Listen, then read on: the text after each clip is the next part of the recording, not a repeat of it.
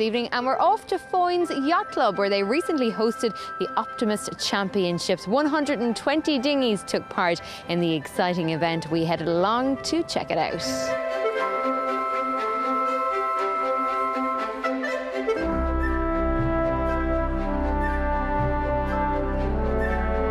There's a huge interest in the locality now, and it's one of my main goals is to make sailing more accessible for the local community and the local kids. And seeing this amount of people and kids from the ages of 8 up to I think is 14 is the age range of this fleet.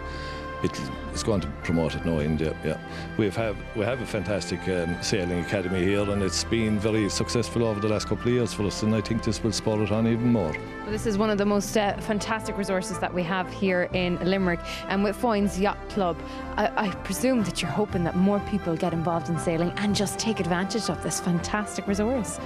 Completely underutilised. We have the most fantastic piece of water here in the west of Ireland, and it's completely underutilised. As I say, we're trying to promote sailing and make it very achievable or accessible for the local community.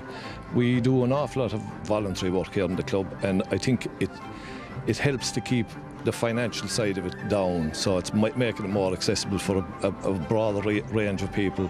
And I think over the next couple of years I would hope that this is going to grow into a much bigger operation altogether.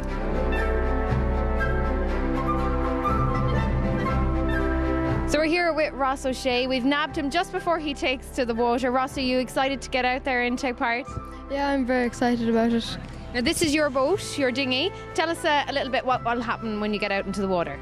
We'll have 3 races, I think. Try to get it in with the wind and then come back in. Now, you've got a very complicated start time. You've got to time it right. You've got a 5-minute warning. Is that the hardest part? Yeah, kind of, with the tides pushing you over the line and stuff like that. So you're from Foynes Yacht Club. Tell us, how many years have you been training? I just got my Oppie recently, like 5 or 6 months ago. And I did sailing courses a good few years. Brilliant. So you're looking forward to the sailing academy, I suppose, this summer, are you, Ross? Yeah, I am very looking forward to it. Brilliant. So do you think you're going to win today? Hopefully. Well, the very best of luck. We look forward to seeing you out in the water, and a very beautiful day. Thanks very much. We have the Sailing Academy going about 9 years, and we started off with 2 boats, and now that has increased to 16 boats. We're training in the region of 233 children, 235 children per year for the season. We sail, they do week, half days and full days training, and this is what has sparked the Connacht Optimists. We have now 6 optimists within the club who sail regularly in events. It's incredible. And the age group of the kids involved in this? The age group would be from 8 to 15. But we cater for both children and adults. We train a lot. The job here really is to get all the boats, 120 of them, organised so that the numbers tally. And basically we want to make sure that all the kids that go out there are accounted for, and they're accounted for when they come back in, and that's a fundamental safety control that we have. So we have all kinds of systems in play, and you can see that they're edging to get on the water right now. Yeah, really excited. You can feel it kind of come towards us, can't you? Yeah, when you walk through all the Oppies, all the kids are doing last-minute trims and last-minute adjustments, and it's amazing. What I've learned is these little boats, they can be adjusted in all ways, you know, to give that extra little bit of speed. And you'd never think it looking at it. It looks like a very simple boat, but these guys are all experts, you know. And the good thing is that there's a regatta fleet, what we call a regatta fleet, also taking part. That's not as competitive, so we man the regatta fleet with loads of coaches. So they're in the racing kind of a scene, but it's not as hectic. And so the coaches are all the time telling them how to sail better. Different case with the juniors and seniors.